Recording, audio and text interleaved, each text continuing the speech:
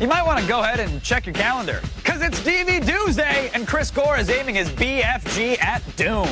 Plus, what do you get when you mix Harrison Ford and an IT guy's hero complex? Well, you get the new movie Firewall. And finally, we have a brand new MySpace Girl of the Week challenger. Gentlemen, warm up your voting fingers. And now for a program that can go months without watering, it's Attack of the Show! Pick up on this.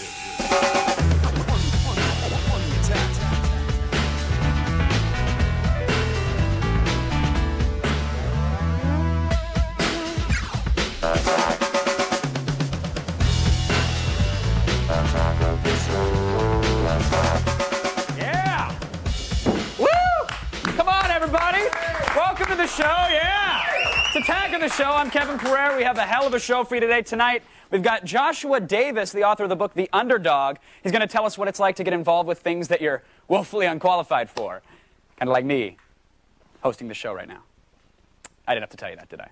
All right. Plus, DV Doomsday, it came from eBay, and all the other stuff that you love us for. It's all coming up. But first, I got to get serious on you. I'd like to talk about something a little more solemn. Nipples. Yeah, this picture of an unhinged Paris Hilton at the Ultimate Fighting Championship. It showed up yesterday on the Superficial.com. And if you look real closely, it's got the Superficial's logo imprinted right over the goods. Yeah, bing! Right over the tidbit. It looks like any other embarrassing photo taken on a celebrity gossip site, right? Right? Stop there. We've all seen the Paris pepperoni before, but I want you to take a look at this photo. Seem familiar? I'll give you a second. It's the exact same picture posted on my Moblog from 2 days before. Interesting. It's just part of my side gig, I guess, as a TiVo paparazzo. You know, if it happens on TV, I'll boop, boop, boop, boop, and snap a photo of it. I'm not mad. I'm not mad at all. Don't get me wrong. I'm just waiting for my royalty check. Superficial. In the mail. And now, guaranteed to bring the show out of the gutter, it's Sarah Lane. No need to ask. I already got you some feed.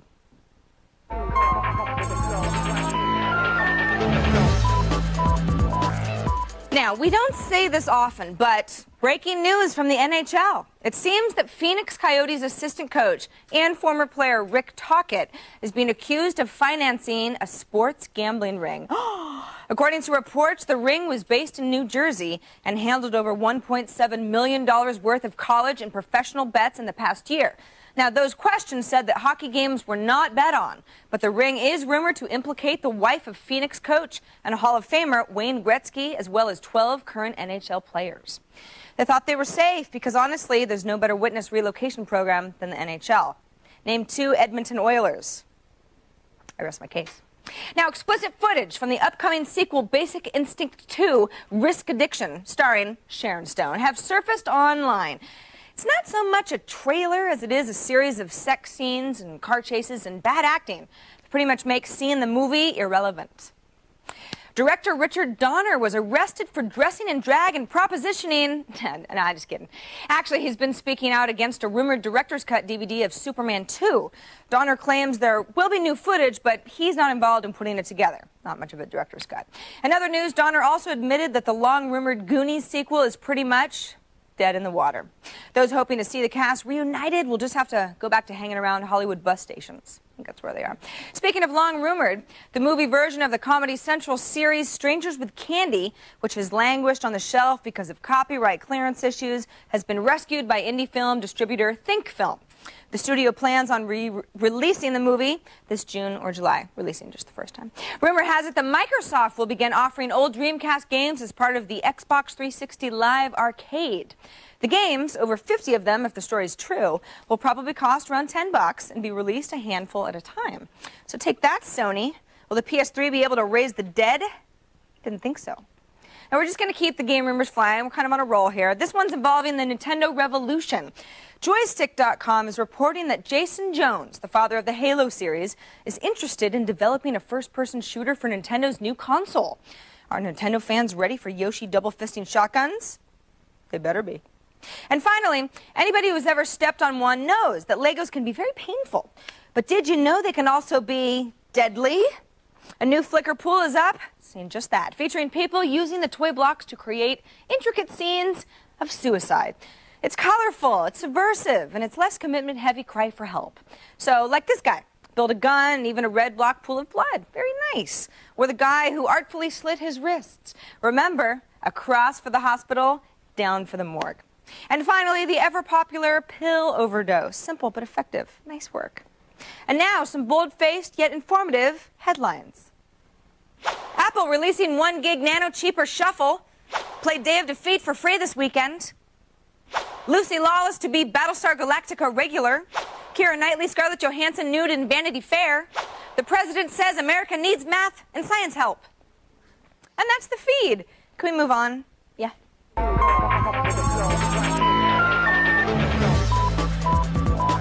The feed is brought to you by Oxy Acne Solutions. Oxy helps keep acne from landing on your face.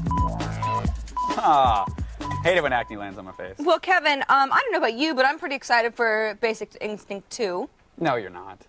You're Are right. you really? I mean, No, really? you're right, Come on. you're right. I said that, and I thought maybe you'd just be like, yeah, me too. It's one of those days where you really appreciate your job when everybody on the internet is like, oh, there's this new teaser footage out for Basic Instinct 2. It's obviously not a trailer. It's like 10 minutes long. It's really long and includes stuff that would never be in a trailer. Right. And they're like, it's not safe for work. It's not safe for work at all. And it certainly isn't. And they're walking around here going like, well, did you watch it yet? I mean, aren't you going to talk about it? Yeah. You got to see it. At a job at a bank, I'd be fired for watching that trailer. Right. Here, it was a requirement. Here it's like, and all in right. fact, by noon, I hadn't watched it and people were mad. Right. And then it's like, why isn't it full screen? And why aren't you acting along? But for at those least who I get haven't that. seen it, I mean, there's a lot of nudity. A lot of the boobs. A lot of Sharon A lot of the Stone boobs. nudity. A lot of the eagle spreadage. Sharon Stone, now, I mean, I don't know her personally, but Sure. she's been around a while. She's not, Yeah. do they call it spring chicken? Not a Is spring that- chicken is at that all. kind No, of fair, she's like fair a coughing Foster Farms, like after like 50 years on the ranch. And, but she holds her own. I'll give her that.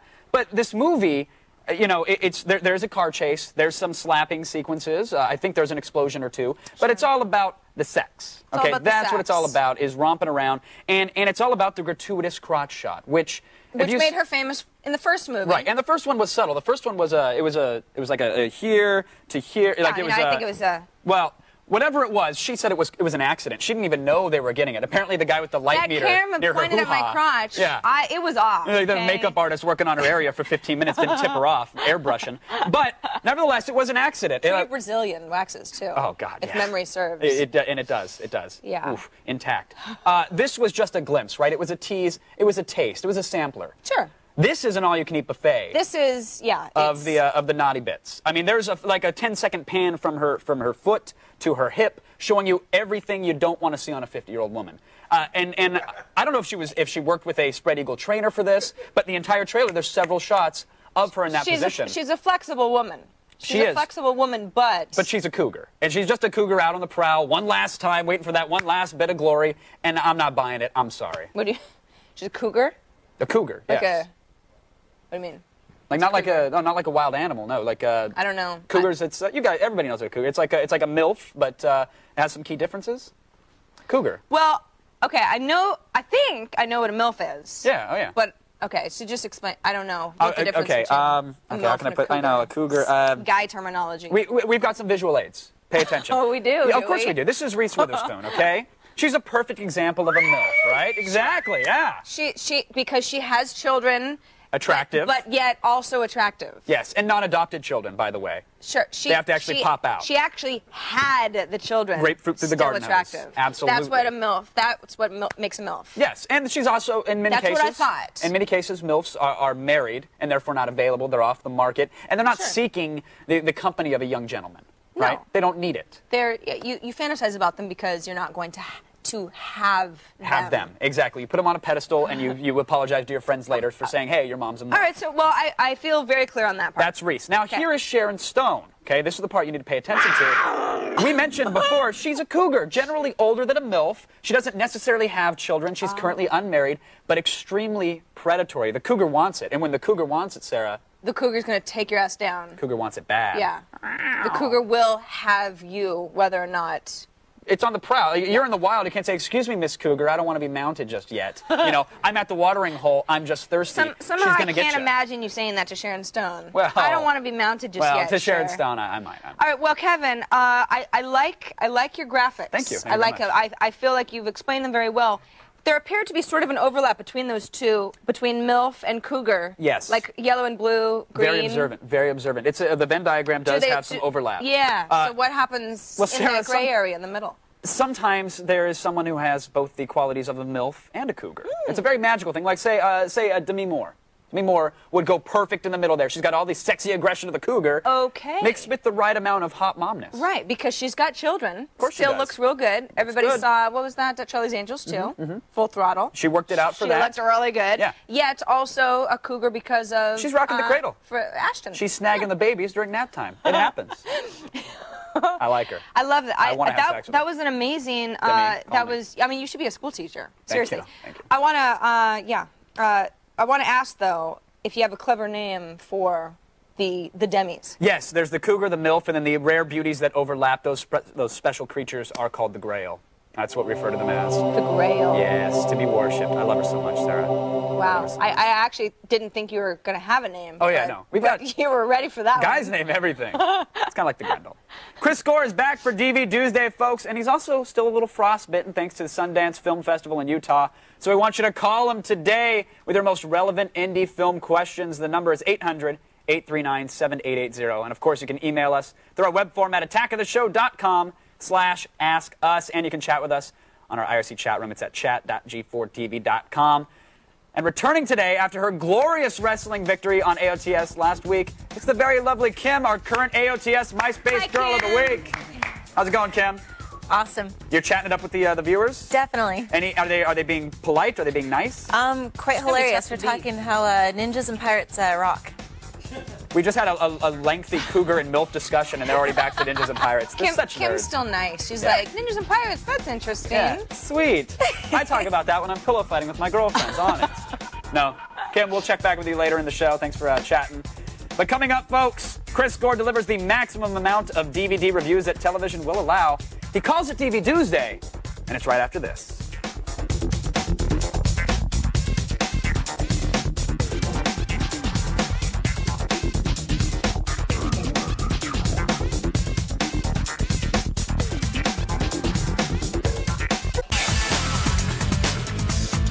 Now, if adventure were a day of the week, it would be, you know, DVD Tuesday.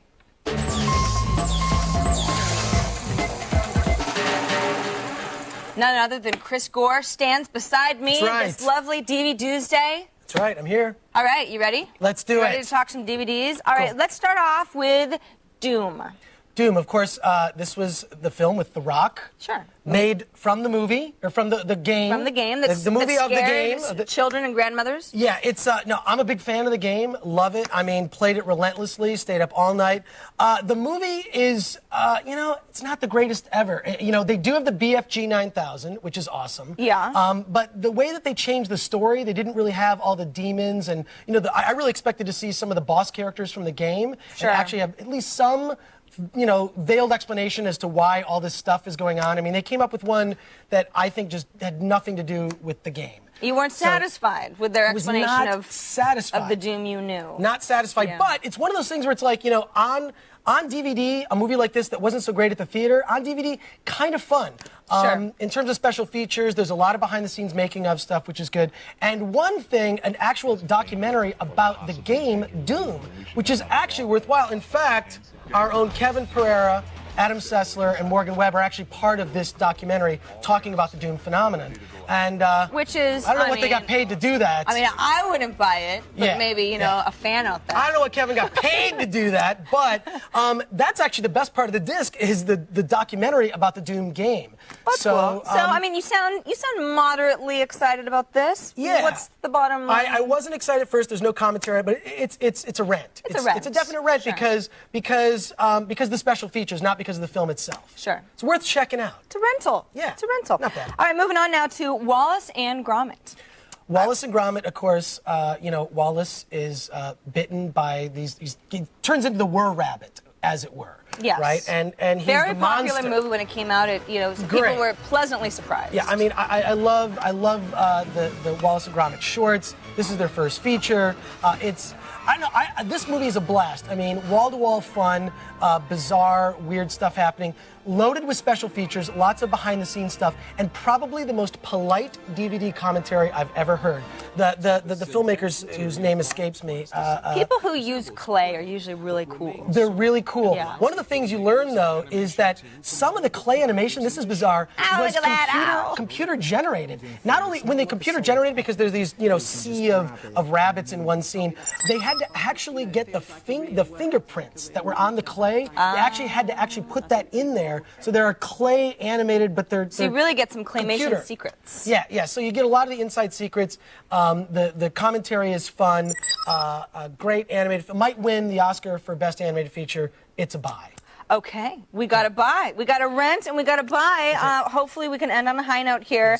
Dune, the extended edition. Now, this is if you're a Dune geek way like back me, when. you had bragging rights. I have the Japanese Laserdisc of Dune. I don't know I'm such a who nerd. you are, Chris, or where you came from. It's 190 minutes. The original theatrical version was 2 hours and 17 minutes. I've had this for years. I don't have bragging rights anymore because now you can just buy this. But you had it before. I had it before all the kids. All the wannabe cool kids got it. Now, I don't know how big a David Lynch fan you are, but big David Lynch fan, huge. He's not so proud of this extended edition, though. In fact, the credits read Alan Smithy, which is, of course, the name that directors take when they take their name off of a film, and it's credited as being written by Judas Booth.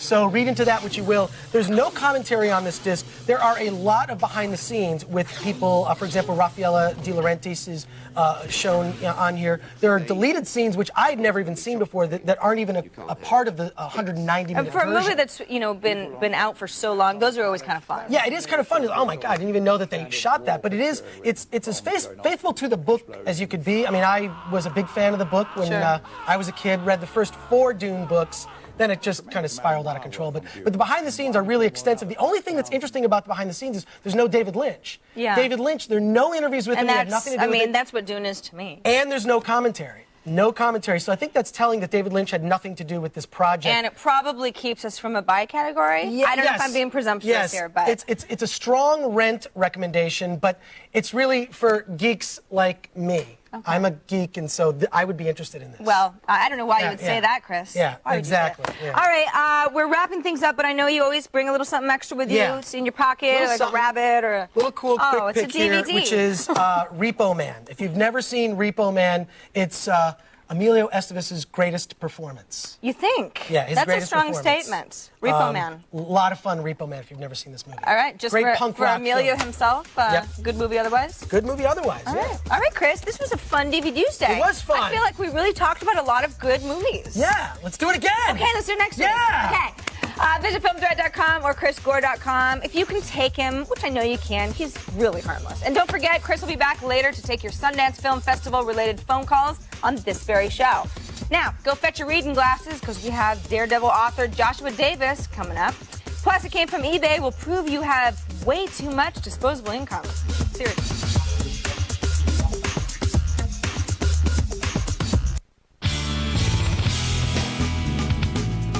Now gather, all you hardcore sellers and late-night bidders, because it's time for It Came From eBay!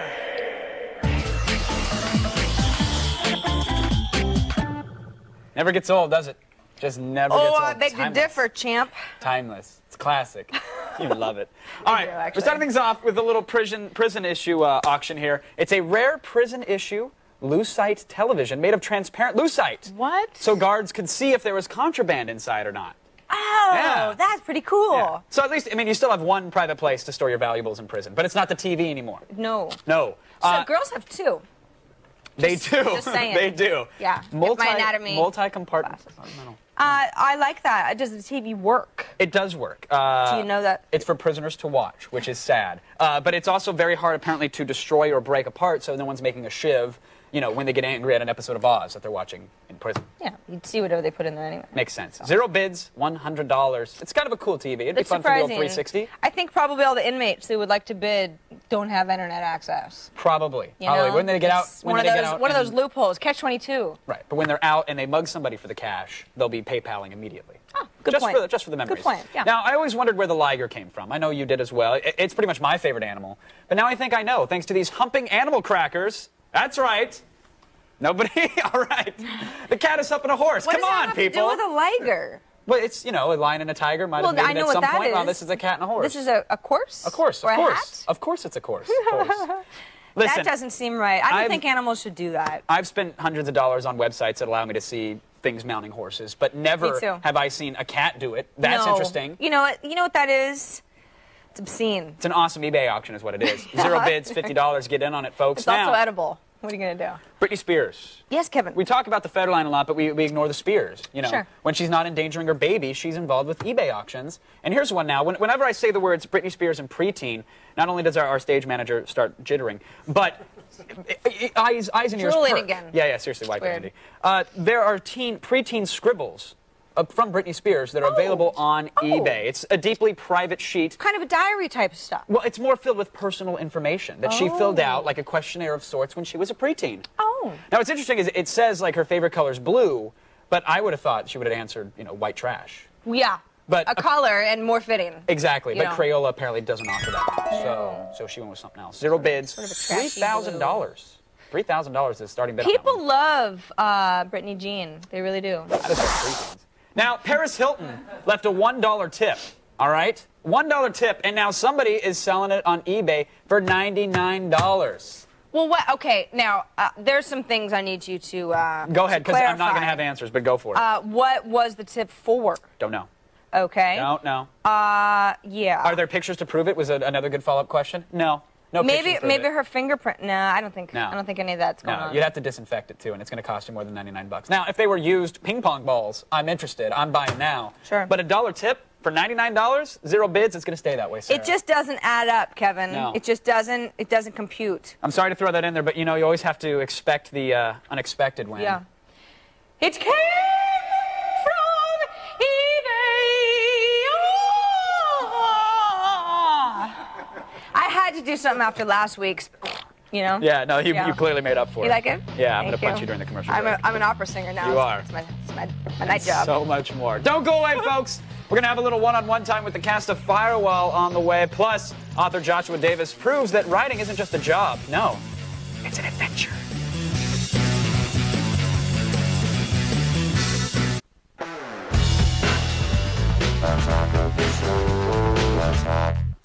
Welcome back to Attack of the Show. I want to let you know, coming up very soon, we give our MySpace girl the home field advantage, and the DVD-licious Chris Gore has consented to take your calls. It's very nice of him.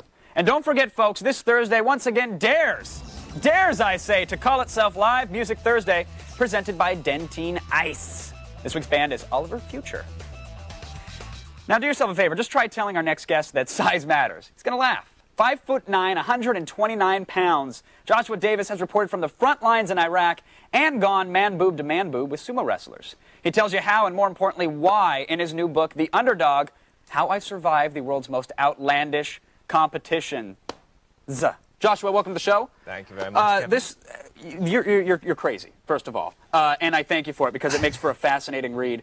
Why on earth did you sign up for all these competitions? What compelled you? Well, it was basically a case of I was at a point about 3 years ago where things weren't necessarily going very well in my life. I was a data entry clerk typing numbers into a computer 8-9 hours a day, and my wife told me that she wanted more out of our life. She wanted, in fact, 3 very specific things. She wanted a bathtub, direct sunlight in our apartment, and a dining room. And we were in this really small San Francisco apartment, and it didn't have any of those things. And so you didn't give the standard back to the kitchen with you woman response? Well, you can do that for a certain period of time, but she lives with you, so, it wears thin. And so I was at a pretty vulnerable point in my life, and I saw this flyer for the U.S. National Arm Wrestling Championship.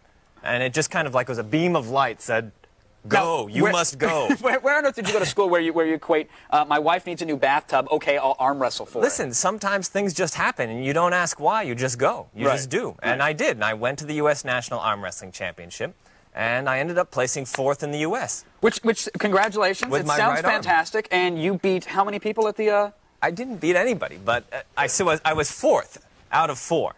Okay. So, all right. Did you but at least get a medal or a plaque I got a or great certificate? medal, and it actually qualified me to be an alternate for the U.S. national team, and I ended up going to Poland to compete at the World Championship. Yeah, because arm wrestling apparently has such a huge following. In the lightweight division, there were I not that suppose. many people. So, but it totally changed my life, though. Now, so what? You go from arm wrestling, which I get. I guess that you could break an arm. That's a little dangerous. Yeah, you might get pink eye. I saw somebody. Yeah, you could get pink eye. I saw could somebody's happen. arm get broken. Oh, did you really? Yeah, Was it he was going for the nasty. underhook or the over the top? He was going over the top. It sounded like a branch breaking across somebody's knee. Lovely. It was terrible. So you go from arm wrestling, which there was danger there. We've established, Yes. to something a little more tame, bullfighting. Yeah, well, because I had placed, I was 17th in the world, but I clearly wasn't going to make a career out of it, right? Sure. So I went to a job counselor. My wife still wanted these 3 things. She wanted me to step up to the plate. That needy. And the job counselor said, lawyer, why don't you consider getting a business job? And I just was not interested in those things. I wanted adventure. You've already punched numbers into a computer. I'd already done that. I crossed that off the list, and he got a little frustrated with me and said, maybe you could be a rodeo clown or a bullfighter. Right. And then there was that light again. Ding. Ding. I was like, fantastic, because these guys, the bullfighters, make good money. So you practiced with a Honda Civic, or did you actually fight a bull there? Because I'm seeing. Okay, there we go. What? Now that's hardly a bull. Come on, man. That is hardly a bull. You got to start somewhere. I understand, but I mean, you can get a Labrador to run through a drape, and it's not exactly hardcore. Well, I started with a Labrador. That's what I went to next. I went from the Labrador to the baby bull. All right, so you're fighting baby bulls. I'll give you that. I'll give you that. The next one, I think, is by far the most impressive by all, and it's just an incredible story. You did a little sumo wrestling. I did. I'm a skinny guy, obviously. Oh, yes. I pointed out to you. And I always felt like, maybe it was a handicap, but if I were able to go into a sumo ring and wrestle a 500-pound guy, I could prove that even if I was small on the outside, I had a big Holy heart. jeez, look at that. That's a waiter at a sushi restaurant getting in between Rosie O'Donnell and the buffet bar. I actually beat him in that match. No. I did. But you didn't? Did you throw him out of the ring, or did you just let him run over you? No, I pushed him out. Yeah. Really? This was in front of the White House in D.C. This is I became part of the U.S. Sumo demonstration team. That's phenomenal. So you trained with these guys? I trained with these guys. They were totally accepting of me. I mean, because I'd never seen anybody that small sumo. I was the lightest man to ever sumo at the U.S. Sumo Open. Wow. So, and again, it's not about winning necessarily for you. It's not about being on a podium and holding up a trophy. I lost all the time. Right. And I got beat up and I got bruised and, it wasn't easy, but it was also, I kind of felt like I won something just for being in there. Sure, just being part of the experience. Just being part of it, and it totally expanded my world. Now I was sumo wrestling, and I was traveling with the U.S. Sumo team. And then you traveled to Iraq, which is a bit of a departure because you were doing these kind of. I don't mean to demean them by saying silly, but they're not all that common. Off the beaten track. Exactly. Yeah. And now here you are in Iraq as an embedded reporter or non-embedded reporter. Unembedded. I was unilateral. So how does this happen? You call up Southwest and say, "I've got some frequent flyer miles. Let's make this You happen." gotta have a lot of frequent flyer I want to dodge some shrapnel. Like, how did you do this? When I got back from doing all these things, I still didn't have a career. My wife was still kind of looking at her watch. No saying, bathtub. No bathtub. What She kind of wanted the husband are you? bathtub. And I had started writing small pieces for the local San Francisco paper, and I came to the attention of some editors at Wired magazine, and they essentially asked me if I would be interested or willing to go to Iraq to cover the war for them. They saw your resume, arm wrestling, sumo wrestling. Let's go. They thought bullfighting qualified me. Apparently. Yeah. Well, so you were over there, and now I guess you have gotten somewhere because you've got a television or a movie deal in the works, right? Yeah. Basically, what happened? GQ ran an article about my sumo wrestling experience, and Fox bought the film rights, and they're producing it now with John Heder. Oh, that's Napoleon Dynamite. Now, okay, I get that. Is there a resemblance? Is that why are they typecasting here? I don't know. Oh, yeah, there we go. Okay, that's close. That's close. But now you're the underdog, so why not try being in front of the camera? Wouldn't that be a good challenge for you? I mean, well, I like to go out and have my adventures, and I kind of am a little bit of a lone wolf, and I go out and do my things and come back, and if people want to make movies about them, they're free to do that. Yeah. We have to go, unfortunately, but one final question: Is your wife enjoying the bathtub now? Did you get it? Everything in our life has changed. We have a house with a bathtub now, and she's thrilled. But you still fight the Labrador from time to time, right? I have a Labrador now. Okay, good. So, good. Joshua, thanks for coming on and sharing your story. We appreciate you. it. Be sure to pick up Joshua's book, everybody. It's The Underdog, and it's at bookstores everywhere. And watch out for the movie as well. But now, Your job is to stick around because we'll be hacking our way past Harrison Ford's firewall, and then we'll see what our MySpace girl can do next.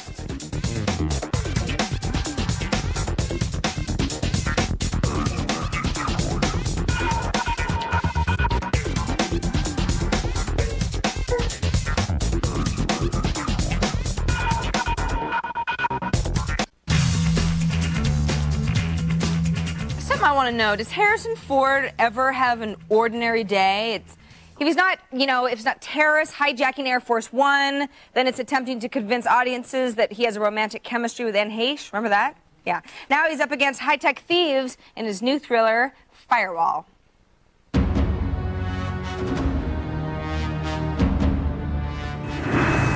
seem a little stressed out, Jack.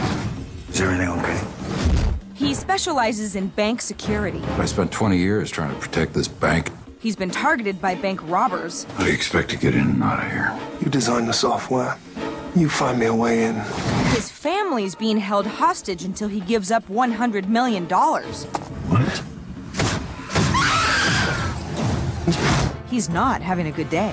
I want to know why you're doing this, and I want to know now! I had some research to do and to learn about how bank protection systems work. So we talked to banking professionals and people that were software designers. So how exactly does the bad guy expect to get all that dough? You're going to log onto a maintenance terminal, selecting the accounts of your 10,000 richest customers. Then with a program on this, you'll transfer $10,000 from each. Ah, yes. The trusty thumb drive trick.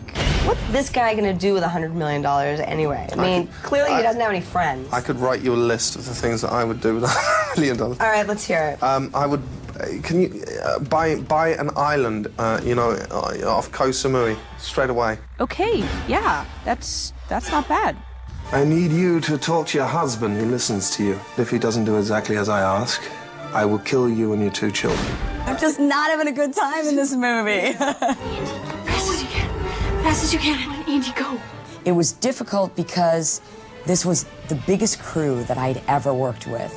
And there was so much equipment because it was very technical. Right. And that was a real house, so there were no movable walls, and everyone was just packed in. And it seemed like we always had to be quiet. Stand by, rotate, and action. Yeah, movie sets. Bummer. But just imagine how our hero felt. And finally, for the curveball, please define firewall. Apparently a firewall takes place inside a computer. Yes. No actual fire is involved. I'm not even sure there's a wall to speak of. It's the divider between the engine compartment of a car and where the passengers ride. And it's meant to resist any kind of fire that might happen in the engine compartment. That's a firewall. Obviously, a firewall is a security system in the computer that he has to break through to rob the bank. But the family as a whole becomes the firewall. We stand against them, and well, I don't want to give away the end. We are the firewall. Your family are dead. They are dead! You get the money when I get my family.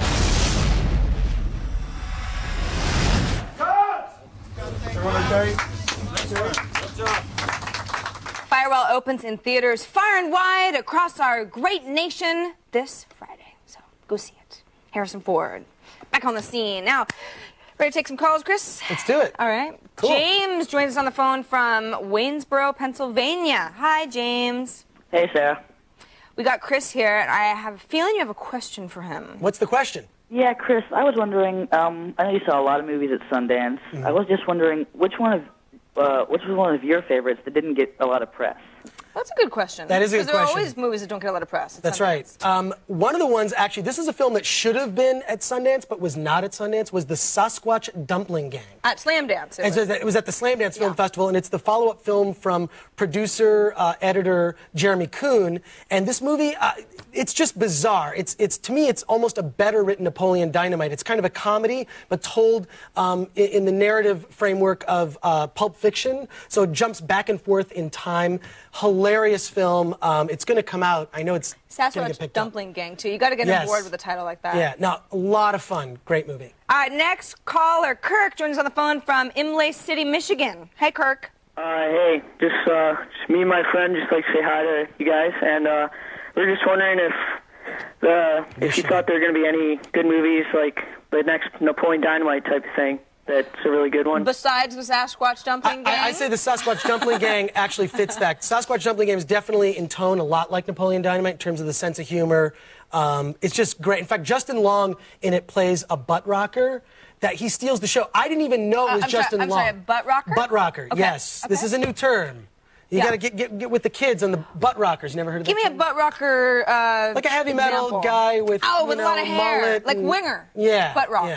Yeah, so Justin Long from Dodgeball, you know, he's sort of the geek in that. In this, he's sort of the tough, macho butt rocker. Oh, I love that. I didn't even know it was him. He's sitting in the audience while I'm watching the movie.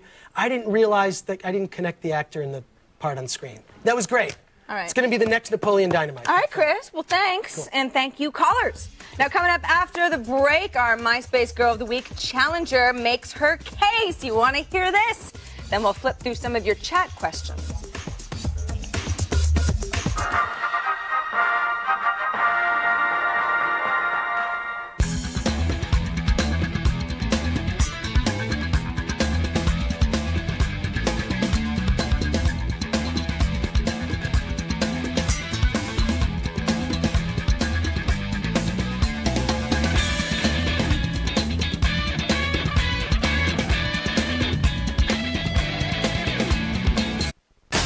On the next attack of the show, Savage Love sex expert Dan Savage offers you some viable relationship advice. Plus, we love nothing more than getting drunk in the studio, but this week, we're taking the Lush on the road.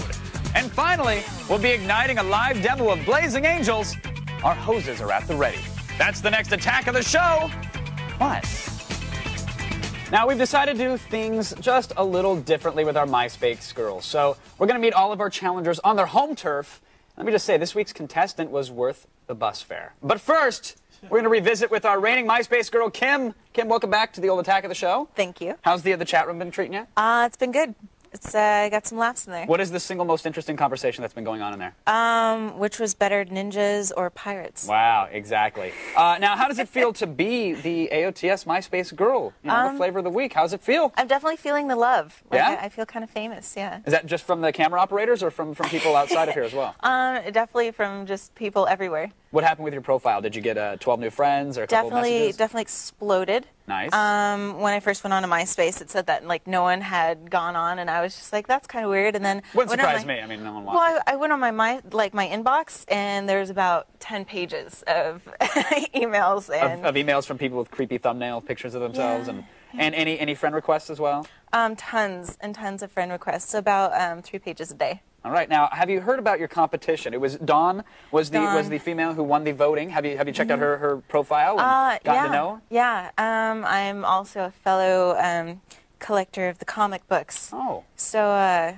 So you're saying why bother rotating when you already got a comic fan here on the show, right? Come on, man. Did you look at her photos or her comments at all? Yeah. The front photo of her caressing herself. I'm sorry, I missed that. I must have missed that photo. What was the front photo of? Her caressing herself in a bikini. Yeah. I saw that one. I did see that. Oh no, you're not a fan of that shot. Because there's one of me in a similar compromising position on my profile, taken in the bathroom, black and white. Yeah. All right, never mind. We went to her house. We visited her. Would you actually like to see what she had to say? Yeah, actually. All right, here we go. This is a look at our next MySpace girl contender. Let's take a look at Dawn. Hi there, I'm Dawn. I am one of you, and I am going to show you why. It's my collection of Transformers here. My favorite piece is Megatron. In the box, I couldn't pass it up. The new Star Wars Transformers, which was the best idea in the world. My Little Ponies, because I am a child of the 80s and I'm a girl. My dad's a rocket scientist for NASA, and he got me into Star Trek. I have my little figures here from when I was a kid. They can just sit right here and go along with me all day long.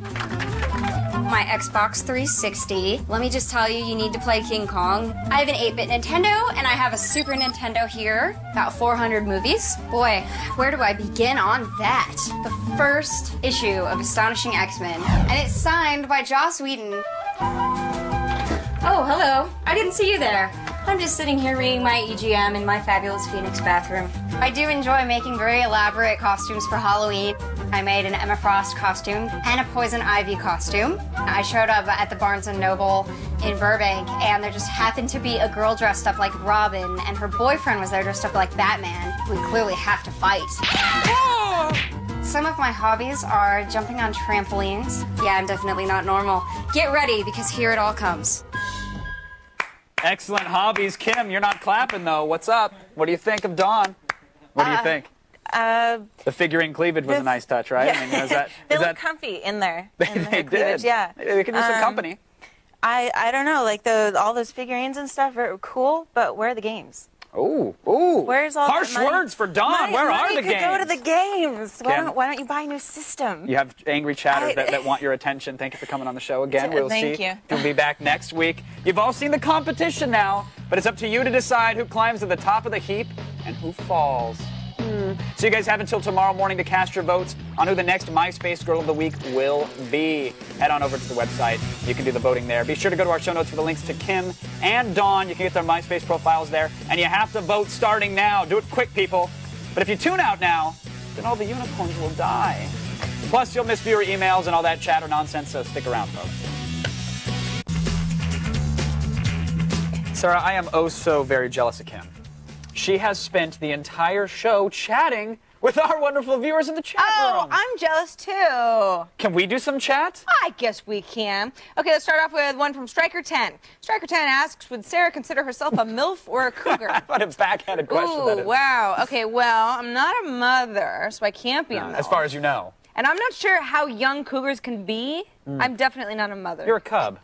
I'm a cub? You're a bit of a cub. So I'm not a cougar or a MILF? Not a cougar yet. No. All right. You're not. You're clearly what do I got, not in like cougar another territory. 2 years or so? 2 or 3, give or take. Yeah, Give cool. or take, yeah. I've got gray hair, so I can't be far away. You got something working for you. Turtle55, excuse me, asks Kevin, what does it take to be a camera phone paparazzi? Very good question. I am the TiVo paparazzo. So you got to have the DVR, and you have to have, obviously, a cell phone with a camera. Yeah. That's about it. Okay. Keep your eye out for the nip slips and the upskirts. That's it, folks. Thanks, Kev. Thanks to our guests, Joshua Davis, Chris Gore, and this week's MySpace girl, Kim. Now coming up next on G4, who needs a holodeck when you have us? We've got back-to-back episodes of Star Trek The Next Generation nightly at 8 p.m. 8 p.m.? 8 p.m. Awesome. That's 8 p.m. right here. 8. On G4. 8.